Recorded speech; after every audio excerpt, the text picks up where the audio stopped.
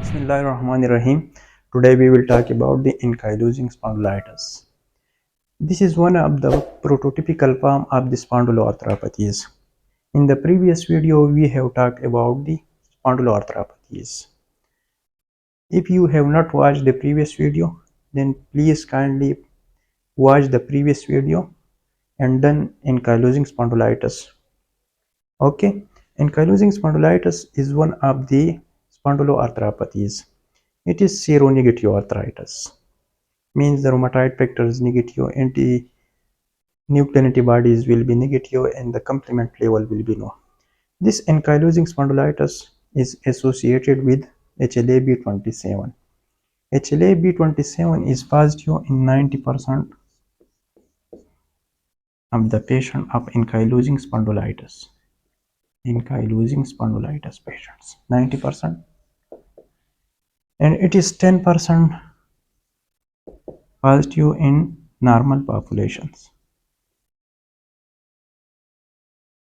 So HLA-B27 is positive in 90% of the ankylosing patient and 10% of the normal population. So HLA-B27 neither is a sensitive test nor a specific test. Okay. Ankylosing spondylitis is more commonly occur in younger age, and it occur more commonly in male patients. Okay.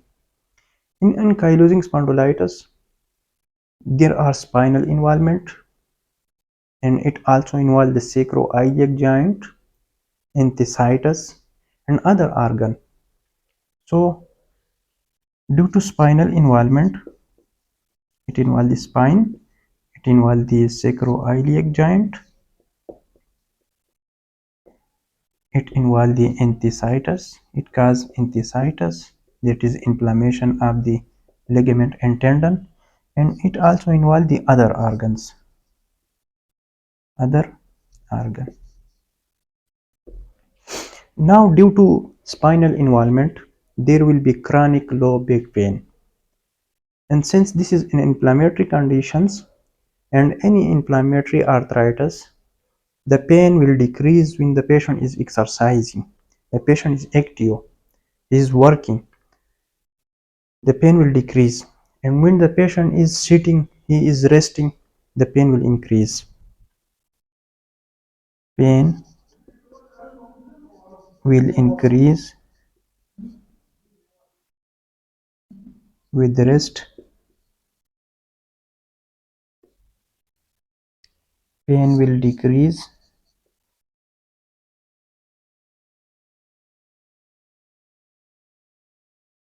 with exercise. The pains will increase with rest, and pain will decrease with exercise.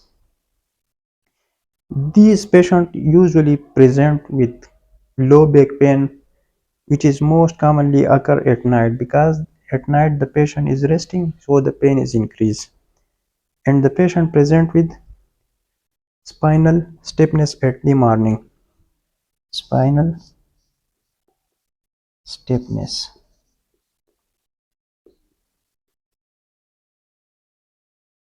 at the morning.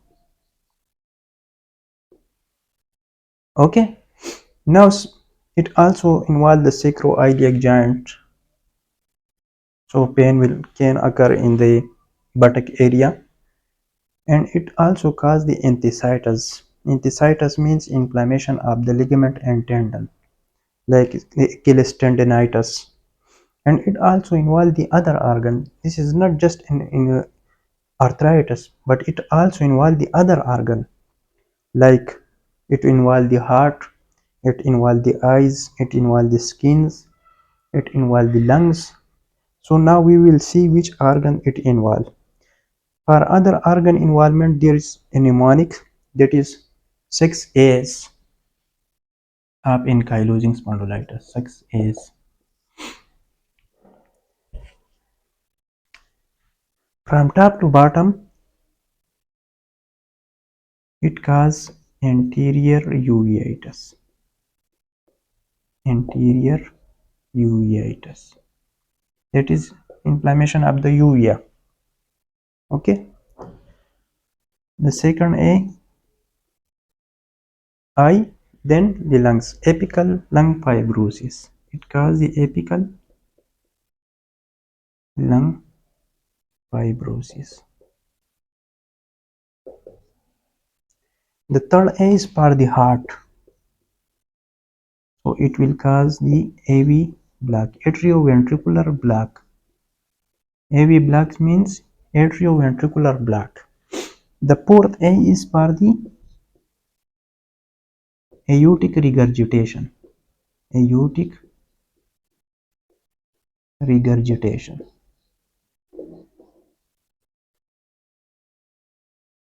And the fifth A is for the amyloidosis. Amyloidosis.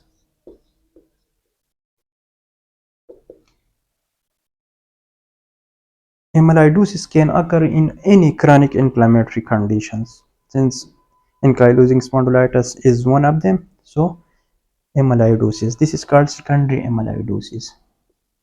And the sixth one is A is Achilles tendinitis.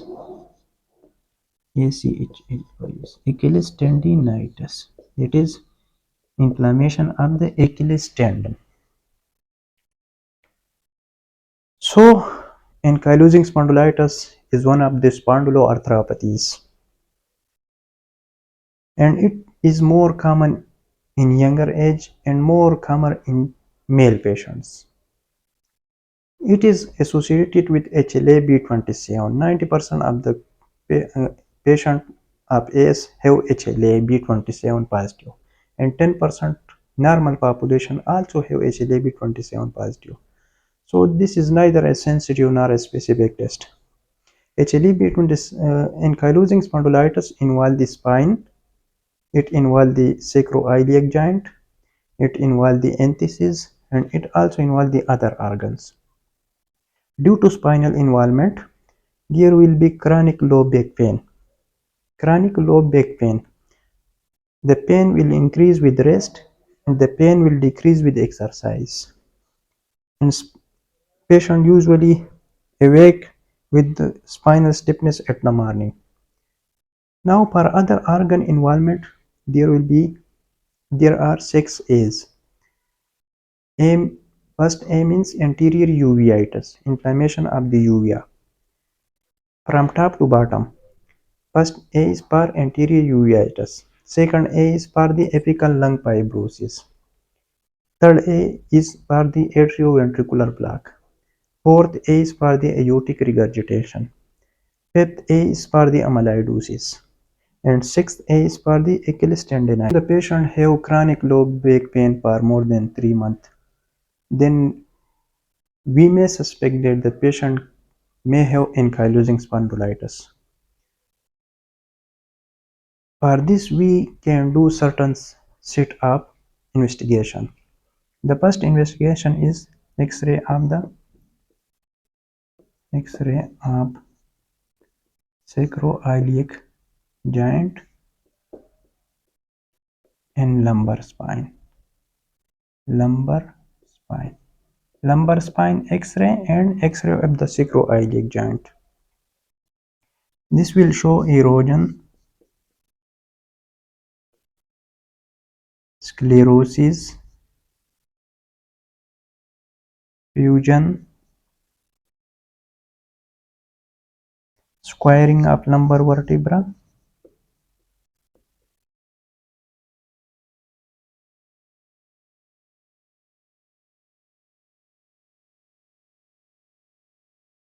bamboo spine, which is a late presentation, syndesmophyte, which is bony outgrowth,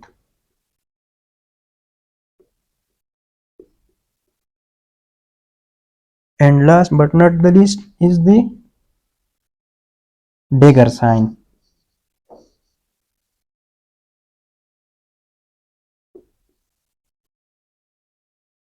Dagger sign is actually ossification of the spinal ligament, which will appear dense lined on the X-rays or on the MRI. If the X-ray findings are not present, then we can do a more sensitive test, that is MRI of the spine. MRI. MRI is more sensitive than X-ray and it will show bone marrow edema. It will show bone marrow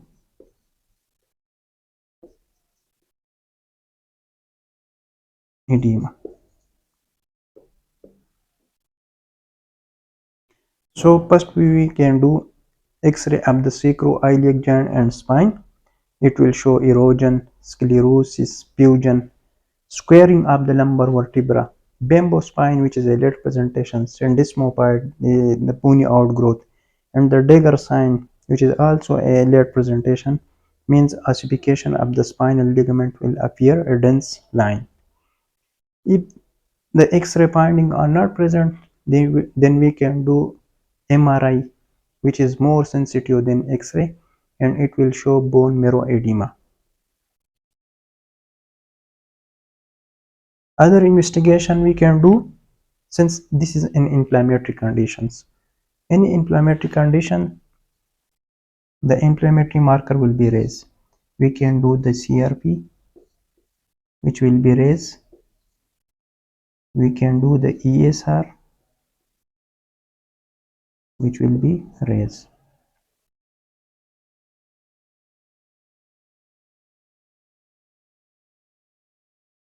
After CRP and ESR, we can do investigation to look for other organ involvement, like the ECG, to look for the AV block. AV block. We can do the echo to look for the aortic regurgitation. We can do the chest X-ray to look for the fibrosis. Look for apical fibrosis. Okay. And we can do the renal biopsy to look for the amyloidosis. Renal biopsy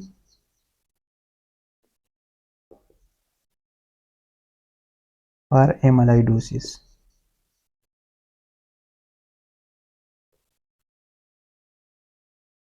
So when the patient have chronic low back pain for more than 3 months, we can do the X-ray of the sacroiliac joint and lumbar spine, which will show erosion, sclerosis, fusion, squaring of the lumbar vertebra, bamboo spines and desmopathy and dagger sign. MRI is more sensitive than X-ray. If X-ray findings are not present, we can do the MRI. MRI will show bone marrow edema, and to look for the inflammatory marker, we can do the CRP and ESR. This will be raised. And to look for other organ involvement like the heart, AV block, we can do the ECG. For aortic regurgitation, we can do the echo. And to look for the apical fibrosis in the lungs, we can do the chest X-ray. And we can also do the pulmonary function test to look for the restrictive lung diseases. And we can do the renal biopsy to look for the amyloidosis. To look for the spine mobility in ankylosing spondylitis, a modified Schober test is used. This test actually measures the mobility of the spine and flexibility of the spine. For this test, a mark is made at the level of L5. At the level of L5, a mark is made. Then a line is drawn 5 cm below this point and 10 cm above this point. So the total distance between this point and this point is 15 cm. Now the patient is asked to bend forward and touch their toes. If the total distance increases to 20 cm or more, it means that the spine is flexible and it is mobile. And if the total distance is less than 19 cm, then it means that the spine is stiff and the mobility is reduced. So this is a modified Schober test which is used for the spine mobility in ankylosing spondylitis. We talk about the diagnostic criteria for the ankylosing spondylitis. When the patient is having low back pain for more than 3 months and the patient is having radiological evidence on X-ray or on MRI plus one of the SPA parameters, the diagnosis is made. If the radiological evidence is not present, then if the patient is having HLA-B27 positive plus two of the SPA parameters, then the diagnosis is made. Now we will talk about the SPA parameter. What is the SPA parameter? This is the SPA parameter. For the SPA parameter, the mnemonic spine ache is used. S for sausage digit, which is also called dactylitis. P is for positive family history of ankylosing spondylitis. If other family history, if other member of the family have ankylosing spondylitis, it means positive family history for ankylosing spondylitis. P here is for positive family history and P also for the psoriatic skin rash. Then I is for the inflammatory back pain, and we know that inflammatory pain increase with the resting and decrease with the exercise. N and E is for the NSAID responsio enthesopathy. A is here for arthritis. C is here for Crohn's disease and C is also for the raised CRP. H is for the HLA-B27 positive and E is for the raised ESR and E is also for enthesitis. So the SPA parameters total 11 parameter. These are 11 parameter. Out of these 11 parameter, if there is radiological evidence present on X-ray or in MRI, and out of these 11 parameter, if only one parameter is present, this make the diagnosis of ankylosing spondylitis. And out of these 11 parameter, if there are no radiological evidence but the HLA-B27 positive and two of the 11 parameter are positive present, then the diagnosis of ankylosing spondylitis is made. So the spine ache are the SPA parameters. Now we will discuss about the treatment of ankylosing spondylitis. So the first line treatment of ankylosing spondylitis is the NSAID. First line treatment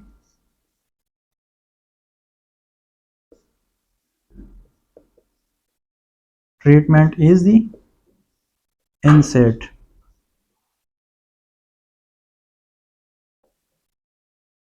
It is non-steroidal anti-inflammatory drugs. If patient is not responding to one NSAID, then you can try another NSAID. This is the first line treatment. If there is peripheral joint involvement, then the treatment for peripheral joint involvement is sulfasalazine. Sulfasalazine. And don't forget the role of physiotherapy and exercise. Physiotherapy plus exercise. Physiotherapy exercise reduce the inflammation and so will reduce the pain. Now the blood of patient suffering from ankylosing spondylitis have heavy level of tumor necrotic factor alpha and IL-17s. So you have to give the drugs which will inhibit the tumor necrotic factor alpha and the IL-17s. These drugs are called the biologics. Biologics.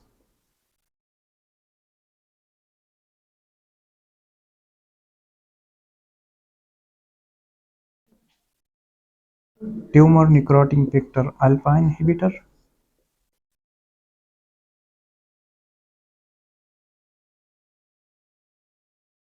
These include adalimumab,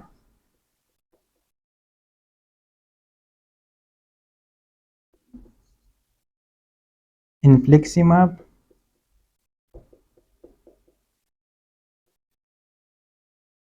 etanercept,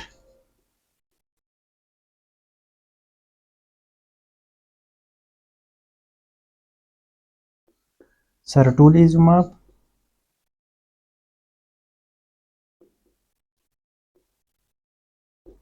and golimumab.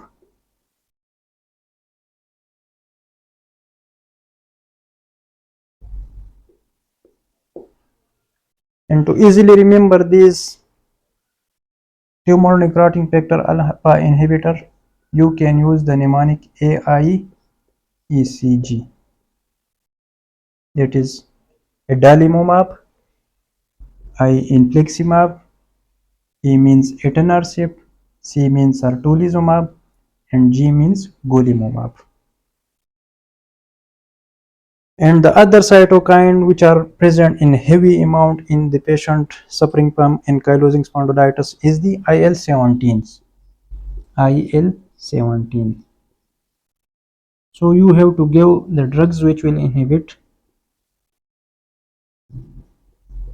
IL-17s, and these include secukinumab, secukinumab,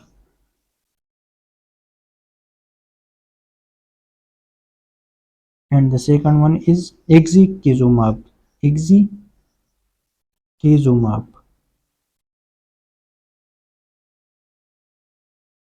So this is the treatment of ankylosing spondylitis.